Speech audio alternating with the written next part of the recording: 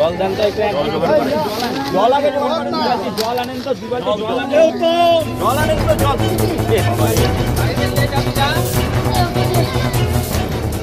শিশুকে রাস্তায় পিষে দিল সিমেন্ট বোঝাই ট্রাক।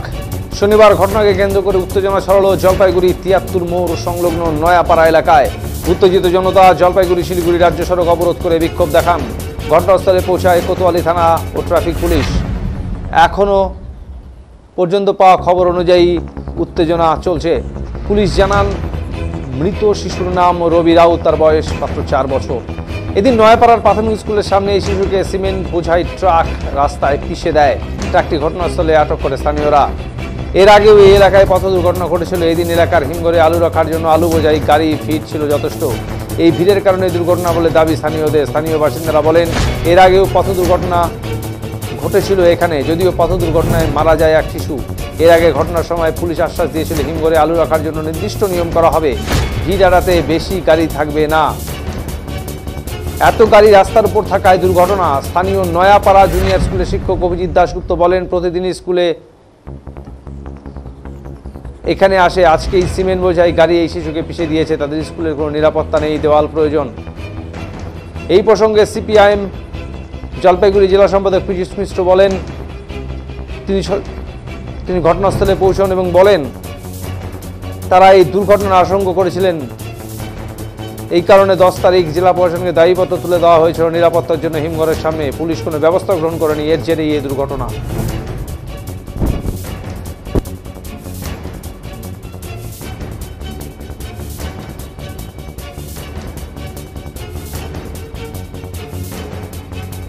এই মুহূর্তে জলপাইগুড়ি থেকে আরো রয়েছেন আমাদের প্রতিনিধি ধীমান।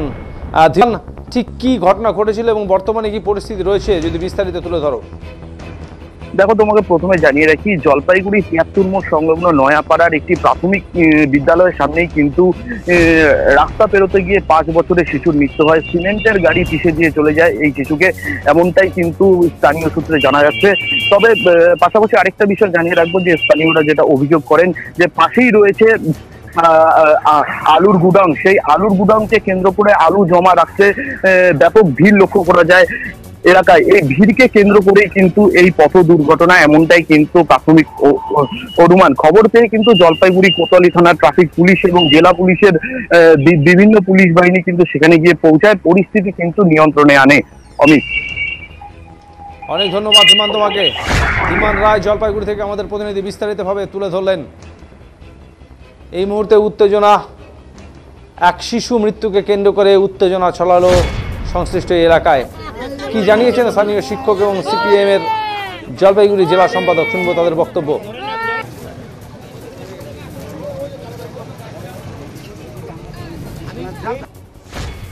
যে হিমঘরে আলু রাখার ক্ষেত্রে নির্দিষ্ট অ্যালটমেন্ট হোক যাতে যানজট না হয়, সেটা জেলা প্রশাসন শুনেনি। জেলা প্রশাসন শুনলে এ ধরনের যানজট হতো না, আর স্কুল টাইমে যে সাবধানতা অবলম্বন করা দরকার সেটাও হয়নি। ফলে দুঃখজনক একটা ঘটনা ঘটে গিয়েছে। এটা প্রতিবারই হয়। আমাদের দাবি হচ্ছে নির্দিষ্ট যে আলুর প্রতিদিন যে আলু রাখার যে নির্দিষ্ট একটা অ্যালটমেন্ট, কতদিন আজকার প্রত্যেকটা কৃষককে ডেড ওয়াইজ একটা অ্যালটমেন্ট দিয়ে দিক, তাহলে এই যানজটটা হবে না। আজকে কি হলো, কোথায় একটা কি বলবো, একটা বাচ্চা, যে বাচ্চাটার বয়স খুব বেশি 5-7 বছর হবে, এই বাচ্চাটা মারা গেল। পাশে একটা স্কুল এসে মিড ডে মিল নিতে আসে। মানে প্রশাসনের এই সতর্কতাটা অবলম্বন করা দরকার।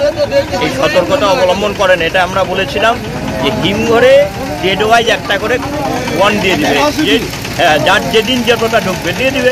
15 দিনের জায়গায় 1 মাস হিমঘর খোলা থাকবে, আপত্তি নেই, তো সমস্যা নেই। কিন্তু এই রাস্তাটা সব লোকজন কিন্তু এই রাস্তায় সবাই কোঅপারেশন করেন যে হিমঘর জল দেন তো, একটু জল আগে জল আনেন তো, জল আনেন তো, জল। এ বাবা রে, 22 তারিখে 200 গাড়ি অন্য কোনো গাড়ি আছে, 21 তারিখে 200 গাড়ি আসবে। কি হয়েছে এখানে, কোন এলাকায় একটু ঘটনাটা কি? এটা নয়াপাড়া মোহিতনগর। এখানে একটা বাচ্চা রাস্তা পার হচ্ছিল, ওই সময় একটা সিমেন্টের গাড়ি বাচ্চাটাকে পিছিয়ে দিয়ে চলে যায়। কতক্ষণ আগে এরকম ঘটনা? ঘন্টাখানেক আগে। কেন হলো এরকম একটা ঘটনা এই রাস্তাটা ব্লক থাকার জন্য হয়। এই সময়টা আলুর মৌসুমে রাস্তার ব্লক থাকে, একটা সাইড ব্লক থাকে, অন্যদিকে গাড়িগুলো যখন পাস হয় তখন ওদের সমস্যা হয়, বাচ্চা পারাপার হতে অসুবিধা হয়। সামনে স্কুল, এই সময়টা স্কুলে বাচ্চা ড্রপ আউট বাচ্চা হয়ে যাচ্ছে, এই সিজনটা বাচ্চা আসে না স্কুলে। না, ও ছোটো বাচ্চা, মনে হয় ICDS মিড ডে মিল নিতে গেছিল। তারপর রাস্তা পার হচ্ছিল, ওই সময় এই গাড়িটা উপর দিয়ে চলে যায়। সিমেন্টের গাড়ি। রাস্তায় কি ট্রাফিক পুলিশ বা কোনো ব্যারিকেড বাম লক্ষ্য করা যায়?